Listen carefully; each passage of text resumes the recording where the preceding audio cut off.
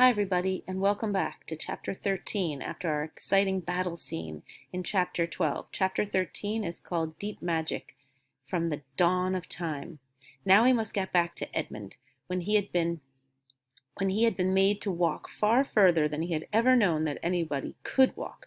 The witch at last halted in a dark valley, all overshadowed with fir trees and yew trees. Edmund simply sank down and lay on his face, doing nothing at all, and not even caring what was going to happen next, provided they would let him lie still. He was too tired even to notice how hungry and thirsty he was. The witch and the dwarf were talking close beside him in low tones. "No," said the dwarf. "It is no use now, O Queen. They must have reached the stone table by now." "Perhaps the wolf will smell us out and bring us news," said the witch. "It cannot be good news if he does," said the dwarf. "4 thrones in Cair Paravel," said the witch. "How if only 3 were filled? That would not fulfill the prophecy." "What difference would that make now that he is here?" said the dwarf. He did not dare, even now, to mention the name of Aslan to his mistress. "He may not stay long, and then we would fall upon the 3 at Cair." "Yet it might be better," said the dwarf, "to keep this one," here he kicked Edmund, "for bargaining with." "Yes, and have him rescued," said the witch scornfully. "Then," said the dwarf, "we had better do what we have to do at once." "I would like to have done it on the stone table itself," said the witch. "That is the proper place. That is where it has always been done before." "It will be a long time now before the stone table can again be put to its proper use," said the dwarf. "True," said the witch. "And then, well, I will begin." At that moment, with a rush and a snarl, a wolf rushed up to them. "I have seen them. They are all at the stone table with him. They have killed my captain, Maugrim. I was hidden in the thickets and saw it all. One of the sons of Adam killed him.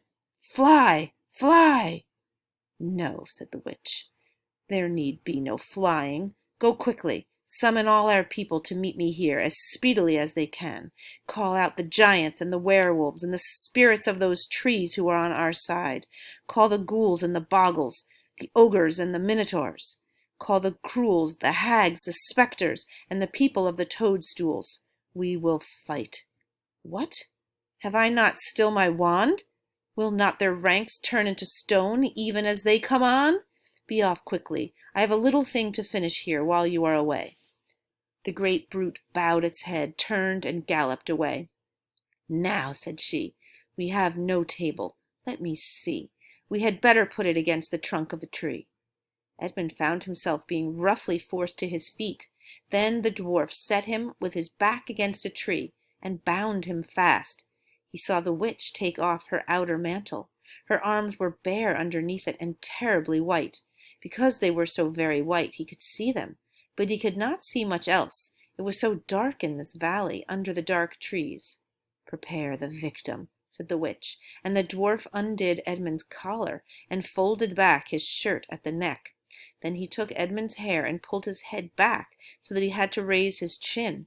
After that, Edmund heard a strange noise. Whiz, whiz, whiz. For a moment he couldn't think what it was. Then he realized it was the sound of a knife being sharpened. Eek! At that very moment he heard loud shouts from every direction, a drumming of hoofs and a beating of wings, a scream from the witch, confusion all round him. And then he found he was being untied. Strong arms were round him, and he heard big, kind voices saying things like, "Let him lie down. Give him some wine. Drink this. Steady now. You'll be all right in a minute."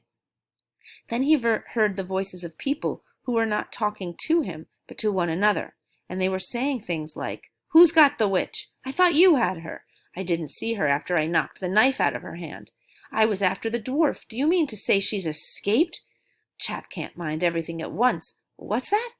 Oh, sorry, it's only an old stump." But just at this point, Edmund went off in a dead faint. Presently the centaurs and unicorns and deer and birds, there were of course the rescue party, which Aslan had sent in the last chapter, all set off to go back to the stone table, carrying Edmund with them. But if they could have seen what happened in that valley after they had gone, I think they might have been surprised. It was perfectly still, and presently the moon grew bright. If you had been there, you would have seen the moonlight shining on an old tree stump and on a fair-sized boulder.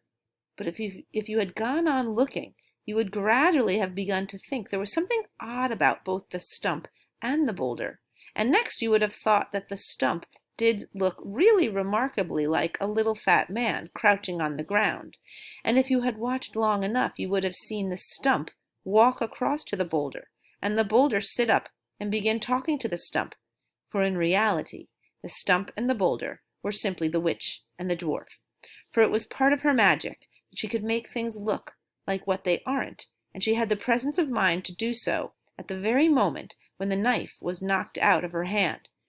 She had kept hold of her wand, so it had been kept safe too.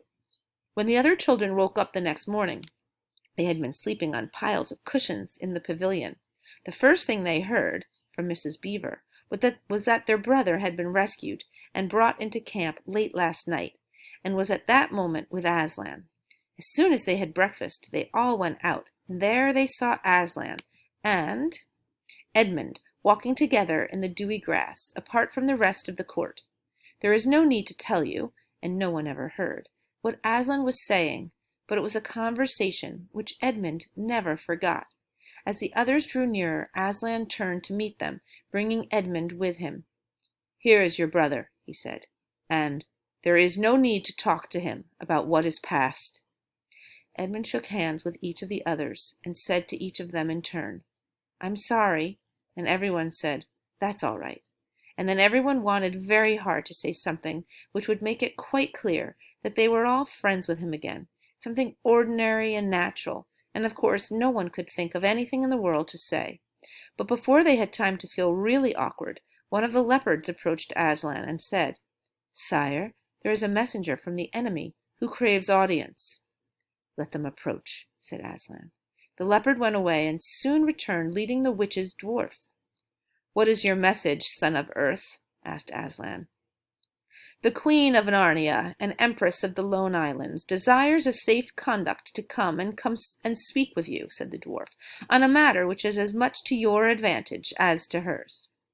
"Queen of Narnia, indeed," said Mr. Beaver. "Of all the cheek—" "Peace, Beaver," said Aslan. "All names will soon be restored to their proper owners. In the meantime, we will not dispute about them. Tell your mistress, son of earth, that I grant her safe conduct on condition that she leaves her wand behind her at that great oak." This was agreed to, and two leopards went back with the dwarf to see that the conditions were properly carried out. "But supposing she turns the two leopards into stone?" whispered Lucy to Peter. I think the same idea had occurred to the leopards themselves. At any rate, as they walked off, their fur was all standing up on their backs, and their tails were bristling like a cat's when it sees a strange dog. "It'll be all right," whispered Peter in reply. "He wouldn't send them if it weren't." A few minutes later, the witch herself walked out onto the top of the hill and came straight across and stood before Aslan. The three children, who had not seen her before, felt shudders running down their backs at the sight of her face, and there were low growls among all the animals present. Though it was bright sunshine, everyone felt suddenly cold. The only two people present who seemed to be quite at their ease were Aslan and the witch herself. It was the oddest thing to see those two faces, the golden face and the dead white face, so close together. Not that the witch looked Aslan exactly in his eyes. Mrs. Beaver particularly noticed this. "You have a traitor there, Aslan," said the witch. Of course, everyone present knew that she meant Edmund. But Edmund had got past thinking about himself after all he'd been through, and after the talk he'd had that morning. He just went on looking at Aslan. It didn't seem to matter what the witch said. "Well," said Aslan, "his offense was not against you." "Have you forgotten the deep magic?" asked the witch. "Let us say I have forgotten it," answered Aslan gravely. "Tell us of this deep magic." Now, readers, I think that's really kind of a plot that the author's using. Of course, I don't think Aslan has forgotten the deep magic, but this is a way of the author to get the reader to get in on information. So he's using this way of teaching us by having Aslan sort of pretend like he doesn't know. "Tell you," said the witch, her voice growing suddenly shriller, "tell you what is written on that very table of stone which stands beside us? Tell you what is written in letters deep as a spear is long on the fire-stones on the secret hill? Tell you what is engraved on the scepter of the Emperor beyond the sea? You at least know the magic which the Emperor put into Narnia at the very beginning. You know that every traitor belongs to me as my lawful prey, and that for every treachery I have a right to a kill." "Oh," said Mr. Beaver, "so that's how you come to imagine yourself a queen, because you were the Emperor's hangman. I see." "Peace, Beaver," said Aslan with a very low growl. "And so," continued the witch, "that human creature is mine. His life is forfeit to me. His blood is my property." "Come and take it then," said the bull, with the man's head, in a great bellowing voice. "Fool," said the witch, with a savage smile that was almost a snarl, "do you really think your master can rob me of my rights by mere force? He knows the deep magic better than that. He knows that unless I have blood, as the law says, all Narnia will be overturned and perish in fire and water." "It is very true," said Aslan. "I do not deny it." "Oh, Aslan," whispered Susan in the lion's ear, "can't we, you won't, will you? Can't we do something about the deep magic? Isn't there something you can work against it?" "Work against the Emperor's magic?" said Aslan, turning to her with something like a frown on his face. And nobody ever made that suggestion to him again. Edmund was on the other side of Aslan, looking all the time at Aslan's face. He felt a choking feeling and wondered if he ought to say something. But a moment later he felt that he was not expected to do anything except to wait, and to do what he was told. "Fall back, all of you," said Aslan, "and I will talk to the witch alone." They all obeyed. It was a terrible time, this, waiting and wondering, while the lion and the witch talked earnestly together in low voices. Lucy said, "Oh, Edmund," and began to cry. Peter stood with his back to the others, looking out at the distant sea. The beavers stood holding each other's paws with their heads bowed. The centaurs stamped uneasily with their hoofs, but everyone became perfectly still in the end, so that you noticed even small sounds like a bumbling bee flying past, or the birds in the forest down below them, or the wind rustling the leaves. And still the talk between Aslan and the White Witch went on. At last they heard Aslan's voice. "You can all come back," he said. "I have settled the matter. She has renounced the claim on your brother's blood." And all over the hill there was a noise as if everyone had been holding their breath and had now begun breathing again, and then a murmur of talk. The witch was just turning away with a look of fierce joy on her face when she stopped and said, "But how do I know this promise will be kept?" "Ah!" roared Aslan, half rising from his throne, and his great mouth opened wider and wider, and the roar grew louder and louder, and the witch, after staring for a moment with her lips wide apart, picked up her skirts and fairly ran for her life. I'm going to think that's the end of that chapter. Yes, it is. Okay. Wow. A lot of questions right now. A lot of wondering as to what just went on with Aslan and the witch. How did he make it so that Edmund is not going to be taken by her?